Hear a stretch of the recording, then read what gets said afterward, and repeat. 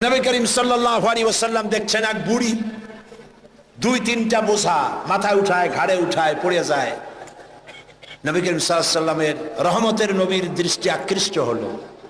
উঠ থেকে নেমে এগিয়ে গেলেন বুড়ির কাছে। বুড়ি, যাও কই?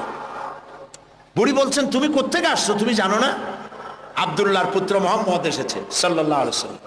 আজার উপায় নাই, কাফের যেখানে পাবে সেখানে কাঁদবে।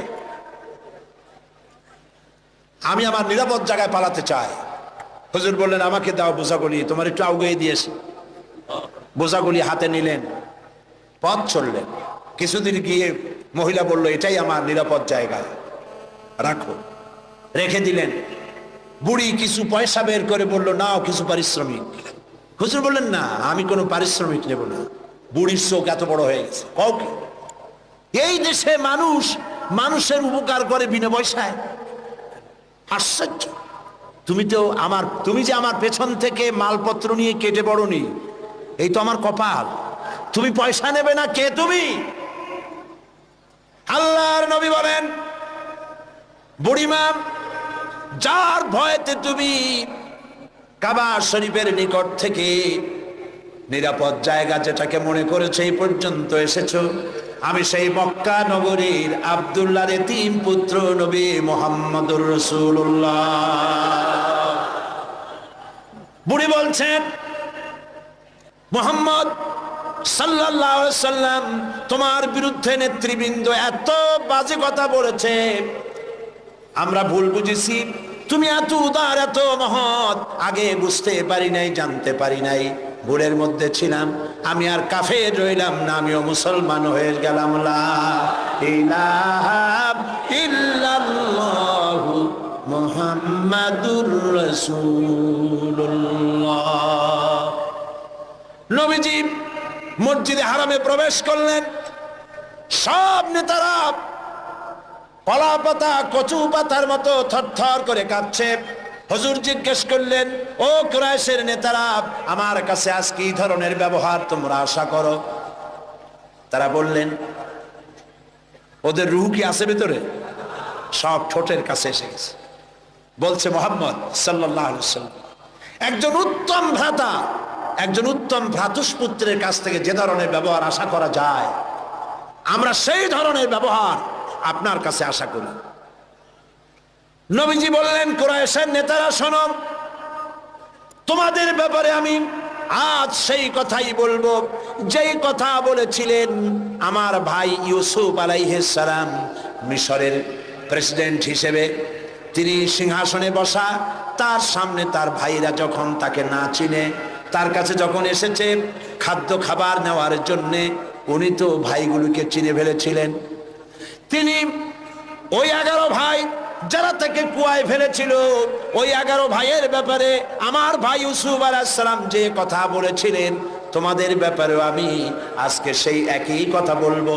লা তাসরিবা আলাইকুমুল ইয়াউম। আজ তোমাদের বিরুদ্ধে আমার কোনো অভিযোগ নাই, তোমাদের বিরুদ্ধে আমার কোনো বিদ্বেষ নাই, তোমাদের বিরুদ্ধে আমার কোনো প্রতিহিংসা নাই। সবাইকে মাফ করে দিলাম। আবু সুফিয়ানকে মাফ করে দিলাম। আবু সুফিয়ানের বাড়ি যারা আশ্রয় নেবে তাদেরকেও নিরাপত্তা দিলাম। সুবহানাল্লাহ। রাহমাতুল লিল আলামিন কাকে বলে? জনাবে মুহাম্মদ রাসূলুল্লাহ সাল্লাল্লাহু আলাইহি ওয়াসাল্লাম মক্কা দখল করলেন। তিনি যে যতগুলি যুদ্ধ করেছেন, কোন যুদ্ধই অফেন্সিভ ছিল না, সবগুলি ছিল ডিফেন্সিভ। যুদ্ধগুলো কি ছিল? আত্মরক্ষামূলক যুদ্ধ ছিল। তিনি আক্রমণ করেন নাই, আক্রান্ত হয়ে জবাব দিয়েছেন। তরবারি দিয়ে ইসলাম প্রচার হয় নাই, তরবারি দিয়ে ইসলাম প্রচার হয় না। ইসলাম প্রচার হয়েছে উদারতার ভালোবাসা দিয়ে। সেজন্যে বলতেছিলাম, নবী করিম সাল্লাল্লাহু আলাইহি সাল্লামের যত যুদ্ধ হয়েছে, কোন যুদ্ধ আক্রমণকারী তিনি ছিলেন না, আক্রান্ত হয়ে জবাব দিয়েছেন। এবং সমস্ত যুদ্ধে মুসলমান ছিল কম, কাফের ছিল বেশি। জয়যুদ্ধ হয়েছে কারা? বলেন না কারা? মুসলমানেরা আল্লাহ মুসলমানদেরকে বিজয় দান করেছেন সর্বত্র, বদরে, ওহদে, সব জায়গায়। আবারও করবেন ইনশাআল্লাহ। ফেজায়ে বদরে পয়দা কুন, ফেরেশতে তেরি নুসরত কো উতার सकते गर्दों से कतर अंदर कतर अभी। বদরের মুসলমানদের মতো ঈমান যদি তোমাদের তৈরি হয়, আজও আকাশ থেকে কাতারে কাতারে ফেরেশতা আল্লাহ রাব্বুল আলামিন তোমাদের জন্য নাজিল করে দিতে পারে। বদরের মাঠে মুসলমান 313 আর কাফের তো অগণিত। সেইখানে একজন মুসলমান দাঁড়িয়ে বলছিল, ইয়া রাসূলুল্লাহ, আমার কোনো অস্ত্র নাই, ইসলামের প্রথম জিহাদ আমি কি নিয়ে যাব, একটা অস্ত্র দেন। হুজুর বললেন, আমার কাছে কোনো হাতিয়ার নাই। সাহাবী বললেন, হুজুর যা পারেন আপনার হাত দিয়া উঠাই আমার হাতে দেন। রাসূলুল্লাহ একটা শুকনা খেজুরের ডাল পাইলেন, শুকনা খেজুরের ডালটা তুলে নিজ হাতে সাহাবীর হাতে দিলেন। সাহাবী বলেন, রাসূলের দেওয়া শুকনা ডাল নিয়ে হাজার কাফেরদের ভিড়ের মধ্যে ঝাঁপিয়ে পড়লাম। রাসূলের দেওয়া শুকনা খেজুরের ডাল দিয়ে যখন আঘাত করলাম, ধারালো তরবারি দিয়ে আঘাত করলে যেমন অবস্থা হয়, শুকনা ডালের আঘাতে কাফেরদের কল্লা কেটে পড়ে গেল মাটির উপরে। কোনো বুঝতে পারে নাই। আল্লামা ইকবাল বলেছেন, দশত দশত दरिया भी न छोड़े हमने, दस्तो दस्त दरिया भी न छोड़े हमने, बहरे जुल्मत पे दौड़ा दिए घोड़े हमने। প্রান্তর তো প্রান্তর শ্রাবণের উত্তাল তরঙ্গমালার উপর দিয়ে টাইগ্রিসের বুক ঝাঁপায়া অশ্ববাহিনী সাথে করে নিয়ে আমরা দরিয়া পাড়ি দিয়ে দরিয়ার উপরে আফ্রিকার ভূখণ্ডে গিয়ে ইসলামের পতাকা উড্ডীন করেছি। সেই মুসলমান আমরা। সাদ বিন আবি ওয়াক্কাস রাদিয়াল্লাহু তাআলা আনহু ৬০,০০০ সৈন্য নিয়ে পারস্যের বহরস নগর অবরোধ করে দরিয়া পাড়ি দিয়ে ওপার যাবে। বললেন সাহাবীরা, সামনে দরিয়া পারাপারের জন্য কোনো ব্যবস্থা নাই, কি করতে চাও? ইসলাম দরিয়ার এপারে থাকবে না ওপারেও নিবা? সাহাবীরা বললেন, আপনি যেভাবে নির্দেশ করবেন সেনাপতি, আমরা তাই করব। তিনি বললেন, প্রস্তুত হও, অশ্ববাহিনী, উষ্ট্রারোহী, তীরন্দাজ, তরবারিওয়ালা, যে যে অবস্থা আছো আমার সাথে দরিয়া ঝাঁপায় পড়ো। অন্ধকার রাত, দরিয়ায় উত্তল ঢেউ চলছে। এই ঢেউয়ের মধ্য দিয়ে অশ্বারোহী, উষ্ট্রারোহী ৬০,০০০ সৈন্যের নেতৃত্ব দিচ্ছেন সাদ বিন আবি ওয়াক্কাস। বললেন, পড়ো আমার সাথে, নাস্তাঈনু বিল্লাহি ওয়া নাতাওয়াক্কালু ওয়া নাতাওয়াক্কালু আলাইহি, হাসবুনাল্লাহু নি'মাল ওয়াকিল, নি'মাল মাওলা ওয়া নি'মান নাসীর। ঐতিহাসিকরা লিখছেন, ৬০,০০০ সৈন্য নিয়ে এই দরিয়া পাড়ি দিয়ে নদীর ওপারে চলে যাওয়ার পর তিনি জিজ্ঞেস করলেন, সবাই তোমরা এসেছো কিনা? রাতের আধারে সবাই বললেন, সবাই খোঁজ খবর নিয়ে গুনে দেখলেন একটা ঘোড়াও হারায় নাই, একটা উটও ডুবে যায় নাই, একজন মানুষ হারায় যায় নাই, একজন মানুষের হাতের তরবারিও দরিয়ার ঢেউ ছিটকায়া নেয় নাই।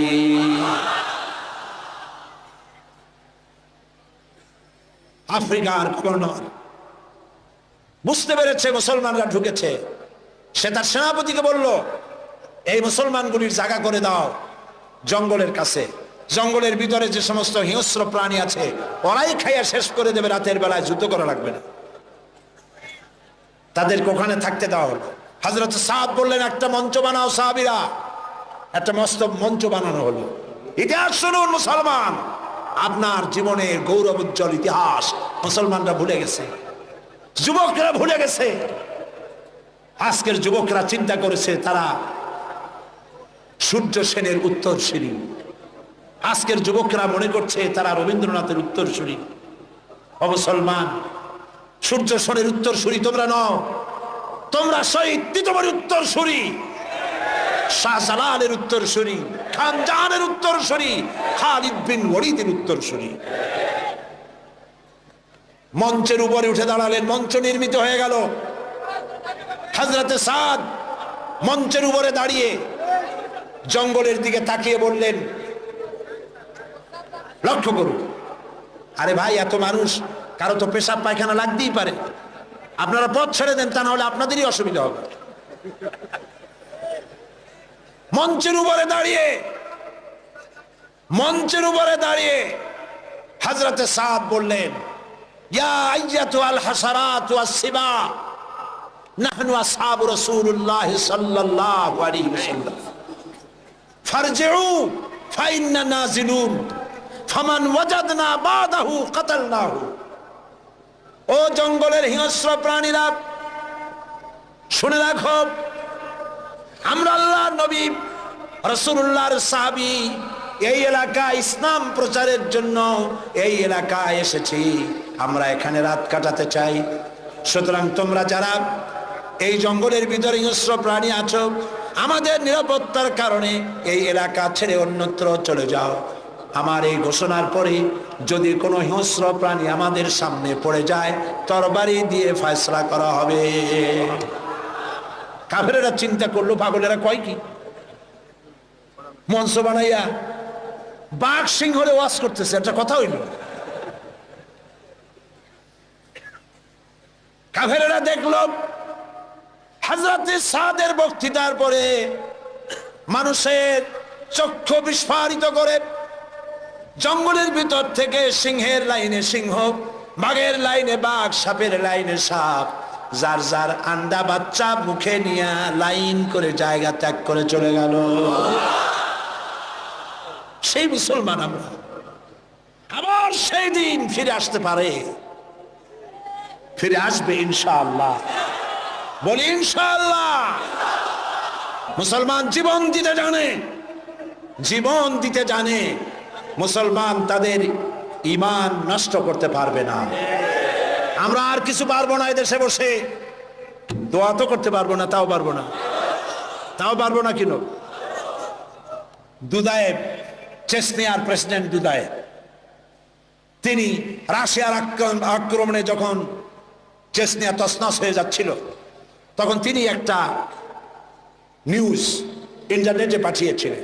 দৈনিক ইনকিলাব পত্রিকায় সেই খবরটা ছাপা হয়েছিল। তিনি বলেছিলেন, ও পৃথিবীর মুসলমানেরা, রাশিয়া আমাদের মারতেছে, আমাদের খাবার নাই, পড়ার নাই, প্রতিদিন আমরা মরছি। তোমরা আমাদেরকে খাবার দিলে না, আমাদেরকে অস্ত্র দিলে না, আমাদেরকে টাকা দিলে না, আমাদেরকে কিচ্ছু দিলে না, আমাদের পক্ষে কথাও বললে না।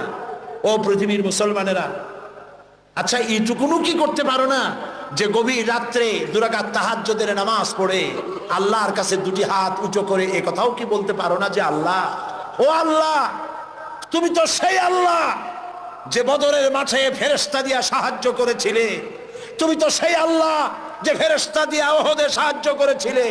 ও আল্লাহ, তুমি দয়া করে সেই ফেরেশতাগুলি দিয়ে চেচনিয়ার মুসলমানদেরকে সাহায্য করো। ও পৃথিবীর মুসলমান, এটুকুনও কি করতে পারো না আমাদের জন্য? আজ আফগানের মুসলমানেরাও তাদের কথা, তাদের খবর ছড়ায় না।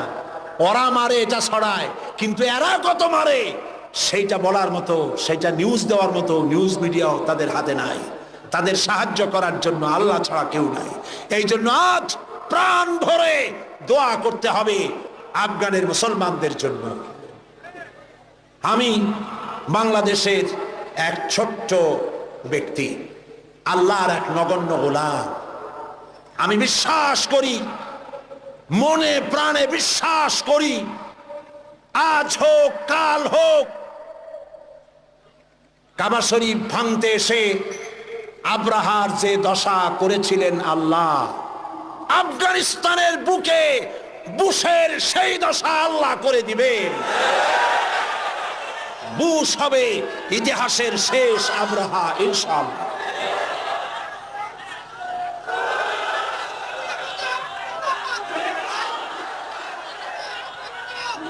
সেজন্য আজ আমরা আমেরিকার ইঙ্গো মার্কিন যে হামলা মুসলমানদের উপরে হচ্ছে, আল্লাহর সাহায্য কামনা করব দোয়ার মাধ্যমে। যত মানুষ দাঁড়িয়ে আছেন রাস্তায়, যত মানুষ দাঁড়িয়ে আছেন আশেপাশে, সব দোয়ার জন্য বসে পড়বেন, মোনাজাত হবে। এত বড় মোনাজাত জীবনে আরেকটা পাবো কোন নিশ্চয়তা আছে? যে যেখানে দাঁড়াইছে বসা মানুষেরা বসায় দেন। এত বড় মোনাজাত যার কপালে নাই সে তো কপাল মোড়া। যে যেখানে দাঁড়িয়েছে বসায় দেন। আর জোরে সোরে জিকির করেন সাল্লাল্লাহু আলাইহি ওয়াসাল্লাম। তার সম্পর্কে সূরা আন-নাহলের মধ্যে আল্লাহ পাক বলেছেন, নবুয়ত রিসালাত সম্পর্কে আল্লাহ পাক কথাটা এভাবে বলেছেন, وعلى الله قصد السبيل ومنها جائر ولو شاء لهداكم أجمعين। আর সোজা রাস্তা বলে দেওয়ার দায়িত্ব আমার, যেখানে রয়েছে অসংখ্য বাঁকা পথ, আর আমি ইচ্ছে করলে গোটা পৃথিবীর সমস্ত মানব মণ্ডলীকে হেদায়েত করে দিতে পারতাম। সোজা রাস্তা বলে দেওয়ার দায়িত্ব আমার। সেই সোজা রাস্তা বলে দেওয়ার দায়িত্ব আল্লাহ নিজে গ্রহণ করে নবীদের পাঠিয়েছেন। এজন্য পৃথিবীর সর্বশ্রেষ্ঠ মানুষ হলেন আল্লাহর নবীরা। বলুন তো সর্বশ্রেষ্ঠ মানুষ কারা? যাদের কোনো ভুল নাই, ত্রুটি নাই। আজ লক্ষ লক্ষ জনতা সার্কিট হাউস ময়দানে পকেটের পয়সা খরচ করে এখানে এসেছেন, ঠিক কিনা বলুন? বাস ভাড়া, ট্রাক ভাড়া দেওয়া হয়েছে, রিক্সা ভাড়া দেওয়া হয়েছে, মাহফিলের পরে খেতে দেওয়া হবে শিবির, এমন কোনো কথা বলেছে? নিজের পয়সা খরচ করে জানতে এসেছি এমন একটি মানুষকে যিনি আমাদের বাংলাদেশী নন। মুহাম্মদ সাল্লাল্লাহু আলাইহি ওয়াসাল্লাম বাংলাদেশী। তিনি, তার গায়ের রং আমাদের রঙের মতো, তিনি আমাদের ভাষায় কথা বলতেন, তিনি আমাদের রক্ত সম্পর্কীয় আত্মীয়দের মধ্যে কেউ। তাহলে রক্ত সম্পর্কীয় আত্মীয়দের মধ্যে কেউ নন, আমার দেশের মানুষও নন, আমার রঙেরও নন, আমার ভাষারও নন। অথচ এই ব্যক্তির জন্য লাখো লাখো জনতা ঢল নেমেছে সার্কিট হাউস ময়দানে। এই ঢল নেমেছে কি সাইদিকে দেখার জন্য? নিশ্চয়ই নয়। আজকের এই ঢল নেমেছে বিশ্বনবী মুহাম্মদ রাসূলুল্লাহ সাল্লাল্লাহু আলাইহি ওয়াসাল্লামকে জানার জন্য। কেন এই আগ্রহ? আচ্ছা, এই আগ্রহ কি শুধুমাত্র খুলনার মানুষের? না, গোটা বিশ্বের সমস্ত মানুষের মুহাম্মদ সাল্লাল্লাহু আলাইহি ওয়াসাল্লামের প্রতি আগ্রহ। কারণ দুনিয়ায় যত নেতা এসেছেন,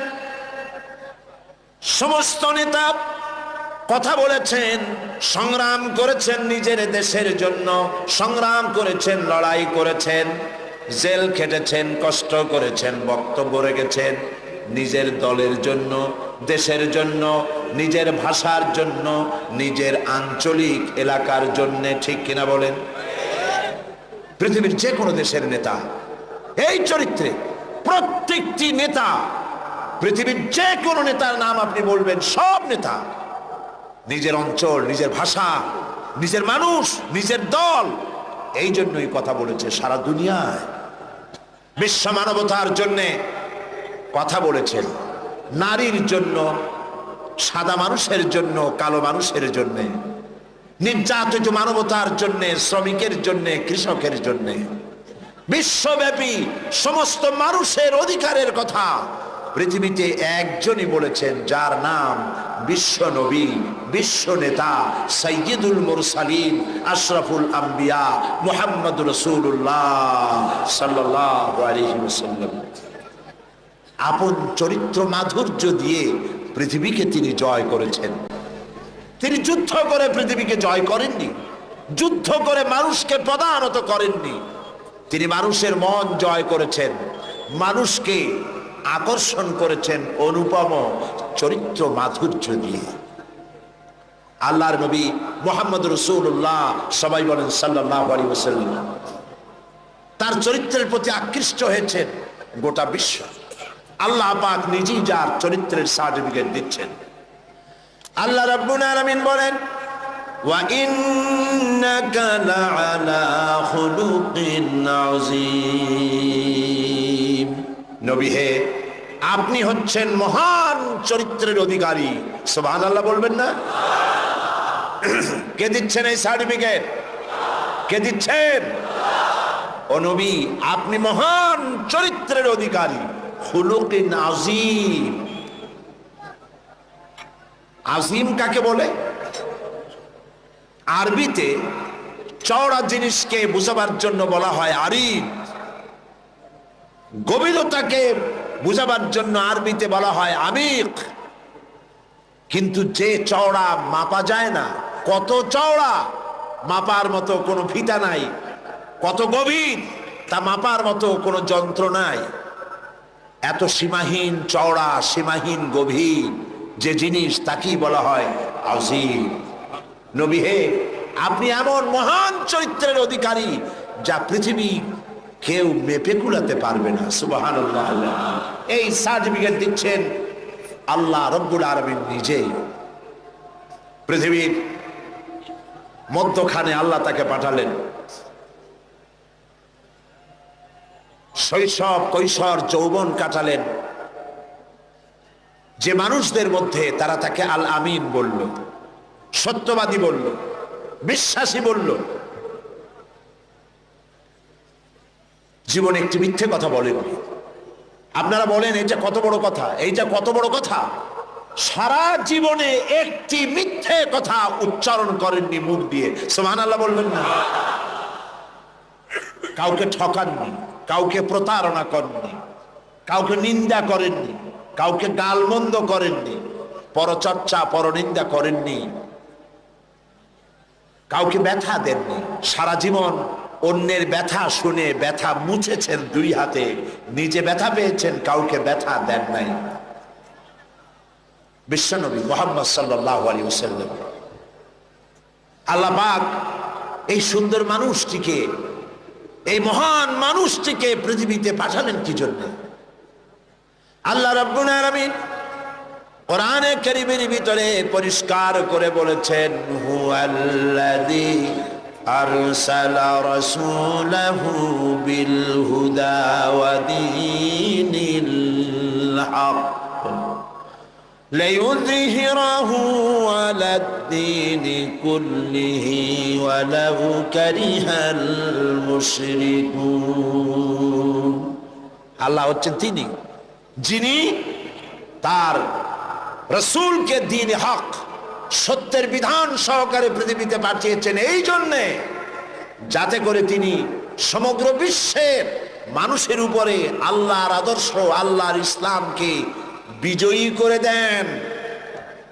তাতে যদিও তাতে এ বিষয় কাফেরদের কাছে অসহনীয়, কাফেরদের কাছে তা যতই অসহনীয় হোক, আল্লাহ পাক নবীকে এজন্য পাঠিয়েছেন পৃথিবীর মানব রচিত সকল মতবাদের উপরে আল্লাহ পাকের নবী বিজয়ী করে দেবেন। কোনটাকে?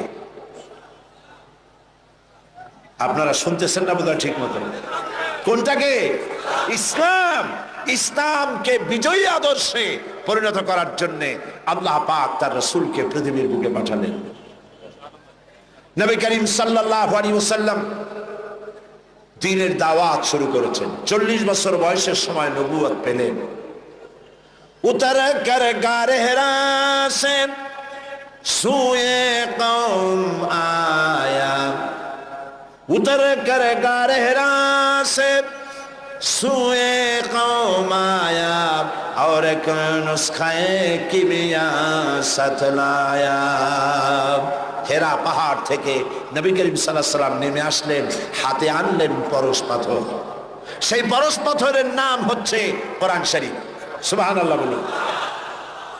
এই পরশ পাথরের সংস্পর্শে যারাই এলো, আল্লাহ রাব্বুল আলামিন তাদেরকে সোনা, লোহাগুলিকে সোনা বানায় দিলেন, কয়লার খণ্ডগুলিকে হীরক খণ্ডে পরিণত করে দিলেন। নবী করিম সাল্লাল্লাহু আলাইহি ওয়াসাল্লাম কাবা শরীফের পাশে বসে তেলাওয়াত করছেন। আবু জাহেল, আবু লাহাবরা, যারা মুহাম্মদ সাল্লাল্লাহু আলাইহি ওয়াসাল্লামকে বলতো আল আমিন, বলতো সাদেক, বলতো, তারা এখন আর এই সম্বোধন করতে রাজি নয়। তারা বুঝতে পেরেছে তাদের আদর্শের দিন শেষ, তাদের নেতৃত্বের দিন শেষ।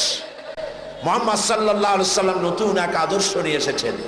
এই আদর্শের কাছে যেন কেউ না যেতে পারে, সেই জন্য তারা বলল মুহাম্মদ সাল্লাল্লাহু আলাইহি সাল্লাম পাগল হয়ে গেছে। বলেন নাউজুবিল্লাহ। নবী করিম সাল্লাল্লাহু আলাইহি সাল্লামকে পাগল বলা হলো। রসুলকে যদি পাগল বলা হয়, আঘাত লাগে কোথায়? আল্লাহর অস্তিত্বে আঘাত লাগে। ওরা মুহাম্মদ সাল্লাল্লাহু আলাইহি সাল্লামকে পাগল বলল, আল্লাহ পাক জবাব দিলেন। আল্লাহ রাব্বুল আলামিন কাফিরদের এই গালির জবাবে আল্লাহ পাক শোনায় দিলেন, ওয়া মা সাহিবুকুম বিমাজনুন, তোমাদের সাথী পাগল নন। তোমাদের সাথী সারা জীবন তোমরা যার সাথে ছিলে, পাগলামির কি দেখলে? আসল পাগল কারা তা খুব শীঘ্রই প্রতীয়মান হবে, সকলের সামনে স্পষ্ট হবে। প্রিয় ভাই সব, হজের মৌসুম এলো। মুহাম্মদ সাল্লাল্লাহু আলাইহি সাল্লাম কাবা শরীফের পাশে বসে তেলাওয়াত করছেন, তখনও তার নাম চতুর্দিকে ছড়ায় নাই। ওরা ছড়াচ্ছে পাগল বলে, জেনে ধরা রুগী বলে, কাহেন বলে, সাহের বলে, গণক, জাদুকর, পাগল, এই সব ছড়াচ্ছে। আর আল্লাহ পাক বলছেন, ওয়ারাফানা লাকা যিকরাক, ওয়ারাফানা লাকা যিকরাক, ও নবী, আপনার প্রশংসার দিগন্তকে বিশ্বব্যাপী উন্মোচিত করে দেব আমি, আল্লাহ রাব্বুল আলামিন। দেখেন আল্লাহর হিকমত। নবীর নাম, তখন তো রেডিও নাই, ওই যুগটা চিন্তা করেন। রেডিও নাই, টেলিভিশন নাই, পত্রপত্রিকা নাই, ক্যাসেট নাই, ভিসিডি নাই, সিডি নাই, ভিডিও নাই। এক জায়গার খবর আর এক জায়গায় পৌঁছতে বহুদিন লেগে যায়। আল্লাহর কুদরত দেখুন প্রচারের। হজের মৌসুমে সিরিয়া থেকে, ওমান থেকে, ইয়েমেন থেকে, বাহরাইন থেকে, কুয়েত থেকে, চতুর্দিক থেকে লোকেরা এসেছে হজের মৌসুমে। মুহাম্মদ সাল্লাল্লাহু আলাইহি ওয়াসাল্লাম তেলাওয়াত করছেন কাবার পাশে বসে। আবু জাহেল তাবুতে তাবুতে গিয়ে বলছে, এই লোকেরা শোনো, আমাদের দেশে একটা জেনে ধরা রুগী, আপ পাগলা টাইপের লোক, নাম তার মোহাম্মদ। বলেন নাউজুবিল্লাহ। ও গালি দিয়ে শোনাচ্ছে, লোকটি পাগল হয়েছে। ওই যে দেখা যায় কি যেন পড়তেছে, তার কাছেও যাবে না, শুনবাও না কি বলে। এরা তো নাম জানতো না, আবু জাহেল নামটা শোনায় দিয়েছে। লোকেরা মনে করলো এরা হলো কুরাইশদের নেতা। পাগলের কাছে যেতে নিষেধ করেছে, কি বলে তা শুনতে নিষেধ করেছে। ঠিক আছে, শুনবো না। কানের মধ্যে 2 আঙ্গুল ঢুকায় দিছে, কিন্তু পাগলটা কেমন তা তো একটু দেখে আসে। এরা পাগল দেখতে গিয়েছে। কাবার পাশে এসে নবীজির চেহারা মোবারকের উপরে যখন নজর পড়েছে, নিজেদের মুখ থেকে বেসাখতা স্বাগতোক্তি নিজেদের মুখ থেকে বেরিয়ে গেল, পাগল কি এত সুন্দর হয়? আমরা তো পাগল দেখেছি আমাদের দেশে, মাথার চুল থাকে উস্কো খুস্কো, দাঁতে থাকে ময়লা, জামার বোতাম নিচেরটা থাকে উপরে, কাপড় চোপড় অবিন্যস্ত। পাগল তো আমরাও দেখেছি। এত সুন্দর মানুষ, তা কি কোনোদিন পাগল হতে পারে? কত সুন্দর! যার কথা আপনারা শুনতে এসেছেন, গৌতম বুদ্ধ বলেন, শ্রীকৃষ্ণ বলেন, কনফুসিয়াস বলেন, জরথুস্ট বলেন, গুরু নানক বলেন, পৃথিবীর কোন নেতার জীবন ইতিহাস ঐতিহাসিক ভিত্তি নাই। জীবনের 2-4টা ঘটনা আছে মাত্র, আর কিছু নাই। টেস্ট করুন, পড়েন, পড়াশোনা করেন। পৃথিবীর যত নেতা আছে, সমগ্র জীবনের কাহিনী খুঁজে পাওয়া যাবে না। একমাত্র নবী মুহাম্মদ রাসূলুল্লাহ প্রাণ ভরে পড়েন সাল্লাল্লাহু আলাইহি ওয়াসাল্লাম, যার জন্ম ধাত্রী মাতা। জন্ম কেমনে হলো? ধাত্রী মাতা, লালন পালন, শৈশব, কৈশোর, যৌবন, বিবাহ, হিজরত, নবুয়ত, যুদ্ধ বিগ্রহ, কেমনে হাসি দিতেন, কেমনে কথা বলতেন, মাথার চুল, মুখের দাড়ি, কয় গাছ পেকেছিল, কত গাছা কাঁচা ছিল, কিভাবে খানা খেতেন, কিভাবে টয়লেটে যেতেন, কিভাবে স্ত্রীর সঙ্গে সম্পর্ক রক্ষা করতেন, কিভাবে বাচ্চাদের সাথে ব্যবহার করতেন, কেমনে রাষ্ট্র চালাতেন, কেমনে যুদ্ধ করতেন, ছোট্ট তুচ্ছ জিনিস থেকে শুরু করে রাষ্ট্র পরিচালনা পর্যন্ত জীবনের সব কথা লিপিবদ্ধ হয়েছে। পৃথিবীতে এমন একজনও নাই, একজনই আছেন জনাবে মুহাম্মদ রাসূলুল্লাহ সাল্লাল্লাহু আলাইহি ওয়াসাল্লাম। শামাইলে তিরমিজি বাংলা হয়ে গেছে, মেহেরবানি করে পড়েন, মেহেরবানি করে পড়েন, পড়ে দেখুন রাসূলুল্লাহর জীবনে কেমনে খানা খাইতেন, কেমনে হাঁটতেন, কেমনে বসতেন, কেমনে হাসতেন, কেমনে কাঁদতেন, সব লিপিবদ্ধ হয়েছে, কোনো কথা বাদ পড়ে নাই। সুবহানাল্লাহ। কারণ পৃথিবীর নেতারা তাদের জীবন দুই ভাগে বিভক্ত, একটা হচ্ছে পার্সোনাল লাইফ, আর একটা হচ্ছে প্রাইভেট, কি বলে, public life. Public character, personal character, চরিত্রটা দুই রকম, ব্যক্তিগত চরিত্র আর মানুষের সামনে দেখাবার মতো আরেকটা চরিত্র। নবী করিম সাল্লাল্লাহু আলাইহি ওয়াসাল্লামের চরিত্র এরকম ছিল না। কোন নেতা এই সাহস করবে না তার স্ত্রীকে বলার, স্ত্রীর কাছেই তার স্বামীর সমস্ত দুর্বলতা স্ত্রীর জানা থাকে। কথা ঠিক কিনা? কে সাহস করবে তার ড্রাইভারকে বলবে, তার স্ত্রীকে বলবে, তার বন্ধুদেরকে বলবে, আমার ছাত্র জীবন থেকে শুরু করে এই পরিণত বয়স পর্যন্ত যা যা যেখানে যা করেছি দিনে রাত্রে সব বলে দাও মানুষের কাছে? পারবে না। পারবেন বিশ্বনবী মুহাম্মদ রাসূলুল্লাহ সাল্লাল্লাহু আলাইহি ওয়াসাল্লাম।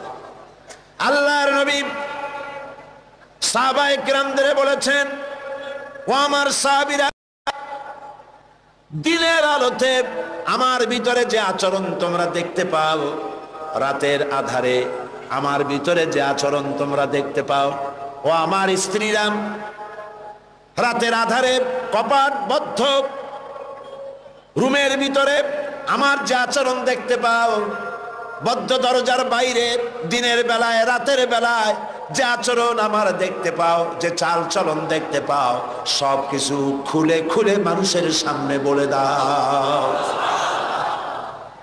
এরকম আসতে কইলেন সুবহানাল্লাহ। এই হলেন বিশ্বনবী, এই হলেন বিশ্বনবী। ফাইনা তাযহাবুন, ও মুসলমানেরা, আসল নেতা থুইয়া কোন নেতার পিছনে দৌড়াও? হায় রে কপাল পোড়া মুসলমান, তোমার নেতা আমার নেতা সাতামাতা সাতামাতা এইসব মাইনসে কয়। তোমার নেতা আমার নেতা বিশ্বনবী মুস্তাফা সাল্লাল্লাহু আলাইহি ওয়াসাল্লাম। চিল্লায় বলো, তোমার নেতা আমার নেতা কে?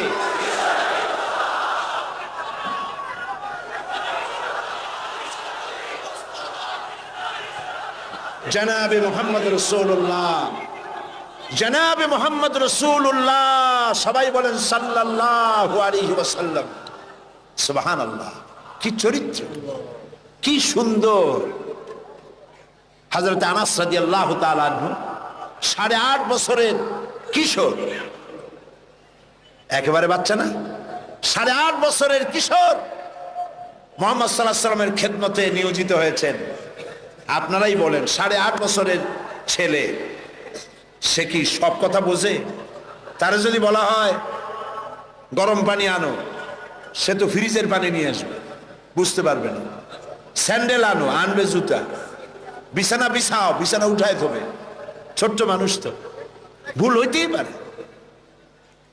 সে আনাস রাদিয়াল্লাহু তাআলা আনহু কি বলছেন রাসূল সম্পর্কে? আহারে, হযরত আনাস বলেন, 8.5 বছর বয়স থেকে নিয়ে একটানা 10 বছর পর্যন্ত নবী মুহাম্মদ রাসূলুল্লাহ সাল্লাল্লাহু আলাইহি ওয়াসাল্লামের খাদেম হিসেবে হুজুরের সাথে থাকার সৌভাগ্য আমার হয়েছিল। 10টি বছরের ভিতরে একটি বারের জন্য আল্লাহর নবী আমাকে চোখ রাঙাইয়া ধমকের সুরে একবারও বলেন নাই, আনাস এটা কেন করেছো অথবা এটা কেন করো নাই। সেই হযরত আনাস বলেন, একবার নিয়ে গেলাম রাসূলকে আমার বাড়ি দাওয়াত খাইতে। হুজুর সাল্লাল্লাহু আলাইহি ওয়াসাল্লাম আমার বাড়িতে খানা খেয়ে বাইরে বেরিয়েছেন। ওটা ছিল পূর্ণিমার রাত। আমার মা বাইরে এসে একবার পূর্ণিমার চাঁদের দিকে তাকান, আর একবার রসুলের চেহারার দিকে তাকান। বারবার তাকাতাকি করছে। আমি প্রশ্ন করলাম, মা পূর্ণিমার চাঁদ আর রসুলের চেহারায় বারবার তাকাইয়া দেখো কি? মা আমার বলল, আনাস রে, আমি পূর্ণিমার চাঁদ আর রসুলের চেহারার সঙ্গে কম্পেয়ার করতেছিলাম, তুলনা করতেছিলাম। আমার মনে হলো নবীজি যখন ঘরের থেকে বাইরে নেমেছেন, নবীজির চেহারার সামনে, নবীজির চেহারার সৌন্দর্যের সামনে পূর্ণিমার চাঁদ যেন ম্লান হয়ে গিয়েছে। পূর্ণিমার চাঁদের মধ্যে কলঙ্ক কালিমা আছে, আল্লাহর নবীর চেহারার ভিতরে কোনো কালিমা দেখতে পেলাম না। রাসূলুল্লাহর এই চেহারা দেখে বিভিন্ন দেশ থেকে আগত কাফেরেরা হুজুরের চেহারা দেখে পাগল হয়ে গেছে। তারা নিজেরাই বলতেছে, পাগলের সুরত এইরকম হয় নাকি? অসম্ভব, নিশ্চয়ই এই লোকটি পাগল নয়। আচ্ছা কি বলে শুনি। কানের মধ্যে তো আঙ্গুল দেওয়া ছিল, আঙ্গুল বাইর করে বেড়াইছে। নবীজি তেলাওয়াত, হুজুর সাল্লাল্লাহু আলাইহি ওয়াসাল্লাম তেলাওয়াত করছেন। ভালো কারি যারা, সুন্দর গলার আওয়াজ আল্লাহ যাদেরকে দান করেছেন, সেই সুন্দর গলার আওয়াজ দিয়ে যখন তেলাওয়াত করে কারি, কেমন লাগে? খারাপ লাগে না মজা লাগে? এই যে আব্দুর রহমান আস-সুদাইস, শেখ আব্দুর রহমান আস-সুদাইস, ইমাম খতিব মসজিদুল হারাম মক্কা আল মুকাররমা, আব্দুর রহমান আল হুজাইফি, ইমাম খতিব মসজিদ আন-নববী আশ-শরীফ মদিনা আল মুনাওয়ারা, সুবহানাল্লাহ। এইসব কারীদের তেলাওয়াত কেমন লাগে? কারি আব্দুল সামাদ আব্দুল বাসেত, একজন আমেরিকা আমাকে বলেছিল যে কারি আব্দুল বাসেত যখন তার মায়ের পেট থেকে দুনিয়া আসছিল, তার মাঝে কত কত কেজি মিশ্রি তারে খাওয়াইছিল, চিনি খাওয়াইছিল, আল্লাহই জানে। সুবহানাল্লাহ। সাধারণ মানুষের তেলাওয়াত শুনলে চোখ দিয়ে অর্থ বোঝে না, চোখ দিয়ে পানি পড়তে থাকে। কোরআনের প্রতি যাদের মহব্বত আছে, অর্থ বোঝে না, চোখ দিয়ে পানি পড়ে। এ কোনো সাধারণ কারি নয়। এখন তেলাওয়াত করতেছেন তিনি, যার উপরে কোরআন নাজিল হয়েছে। সুবহানাল্লাহ। আল্লাহর নবীর তেলাওয়াত কাফেরদের কানের মধ্য দিয়া কলিজার ভিতরে প্রবেশ করা শুরু করে দিয়েছে। বাইরের থেকে যে লোকগুলি আসলো, নবীজির মুখে তেলাওয়াত শুনে নিজেদের অজান্তেই তাদের মুখ থেকে বেরিয়ে গেল, লা ইলাহা ইল্লাল্লাহু মুহাম্মাদুর রাসূলুল্লাহ। জোরে সরে পড়েন, লা ইলাহা লা ইলাহা ইল্লাল্লাহ। আরো জোরে, লা ইলাহা নাই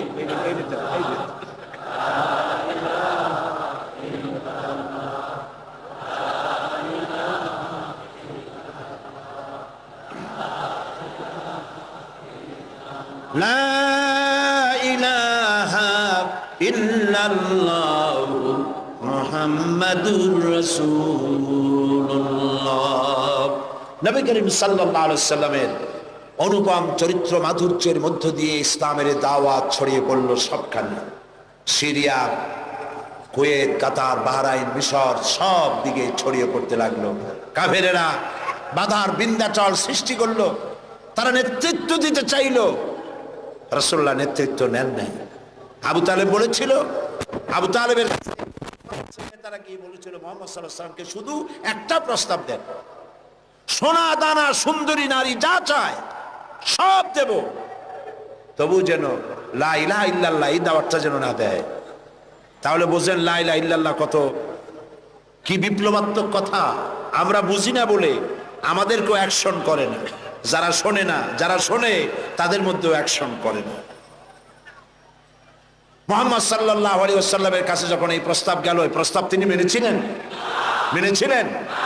আল্লাহর নবী বলেছিলেন, চাচা আবু তালেব নেতৃবৃন্দকে শুনিয়ে দেন, সোনা দানা টাকা পয়সা তো দূরের কথা, যেটা তারা দিতে পারবে না, তাও যদি তারা দিতে পারে আকাশের ওই সূর্যটা এনে যদি ওরা মুহাম্মদ সাল্লাল্লাহু আলাইহি ওয়াসাল্লামের হাতে, ডান হাতে উঠায় দেয়, আকাশের ওই পূর্ণিমার চাঁদটা ধরে এনে ওরা যদি মুহাম্মদ সাল্লাল্লাহু আলাইহি ওয়াসাল্লামের বাম হাতে তুলে দেয়, এর বিনিময় আল্লাহর নবী মুহাম্মদ রাসূলুল্লাহ সাল্লাল্লাহু আলাইহি ওয়াসাল্লাম এক মুহূর্তের জন্য তাওহীদের দাওয়াত বন্ধ করে দেবে না।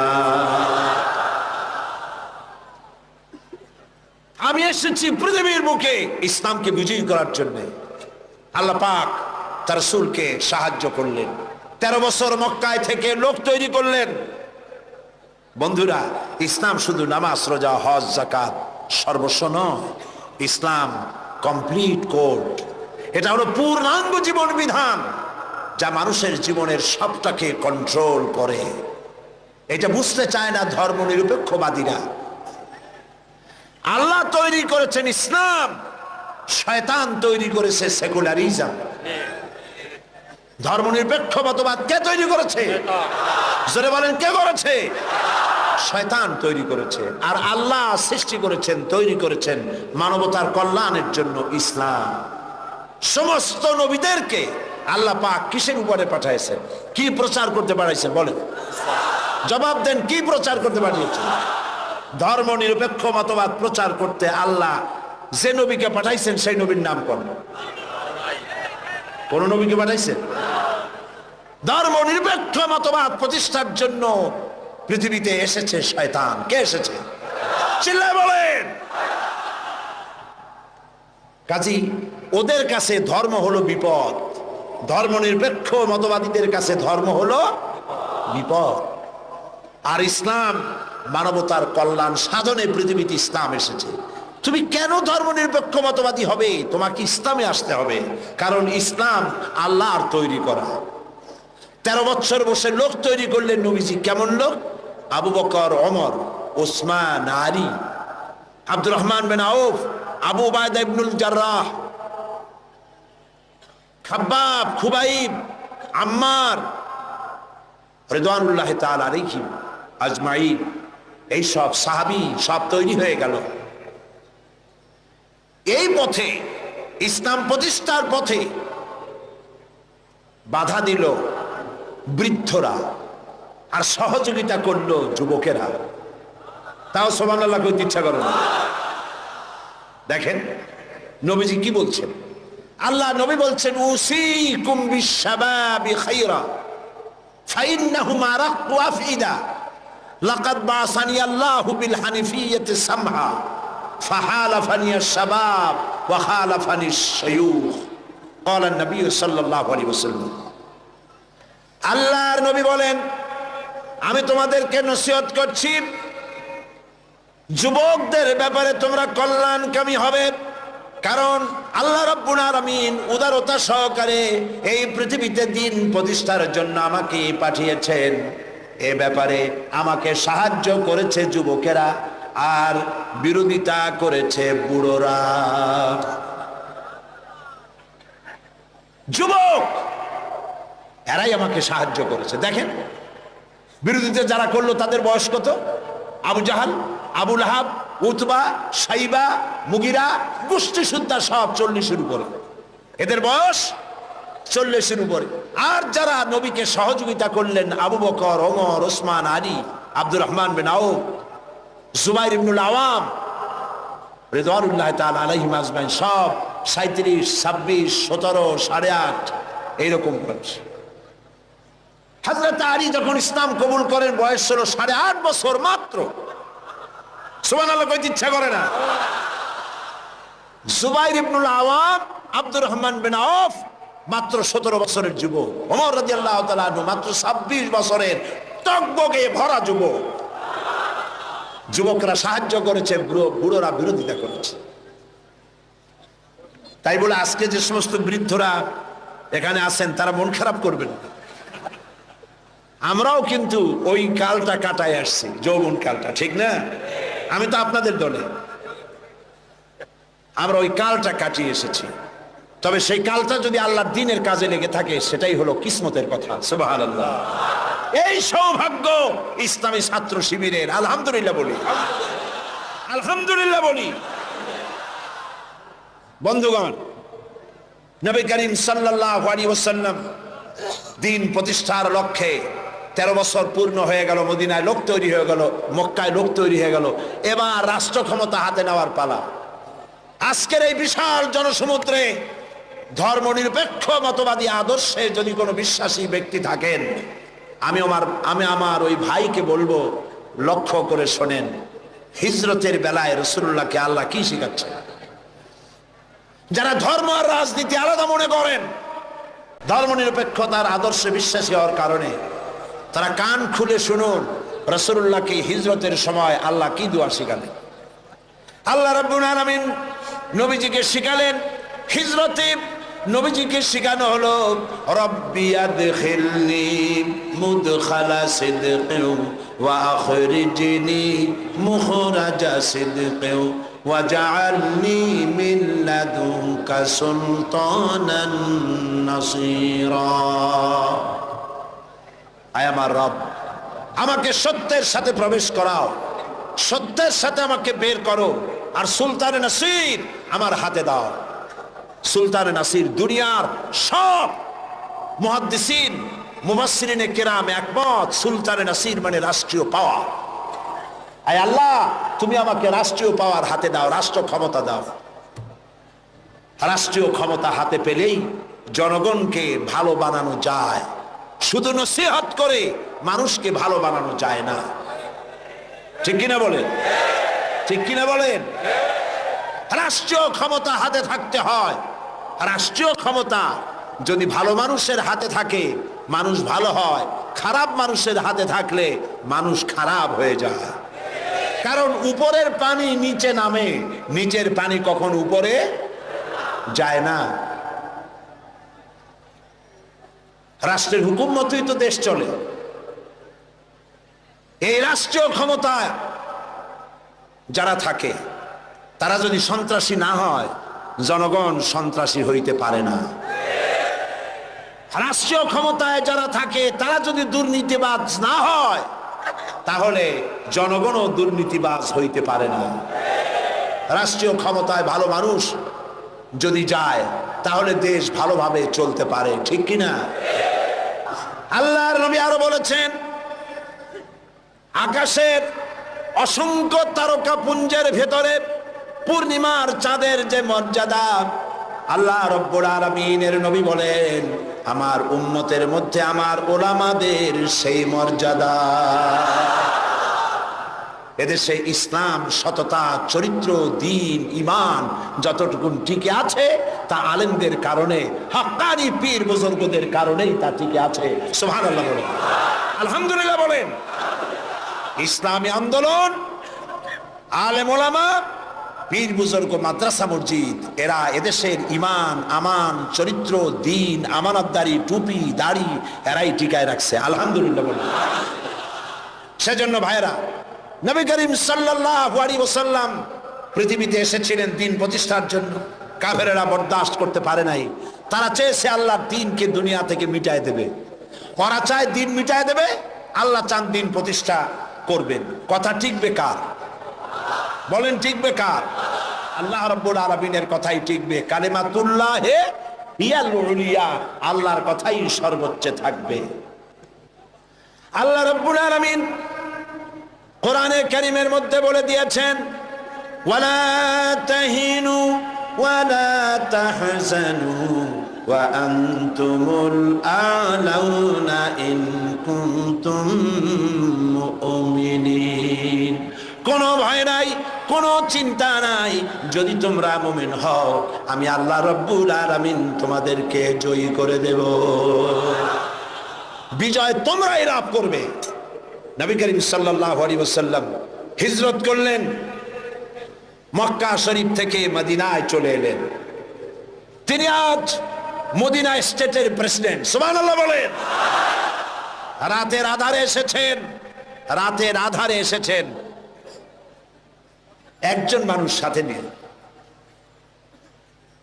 আজ রাসূলুল্লাহ প্রেসিডেন্ট। বদরের বিজয় হয়েছে, ফতে মক্কার সময় এসেছে। রাসূলুল্লাহ মক্কা দখলের জন্য যাচ্ছেন। সাথে আজ কত লোক? 10,000। কয় হাজার? 10,000। সেনাবাহিনী সাহাবীদের সাথে নিয়ে চলেছেন, হাতে 10,000 তরবারি চকমক করছে।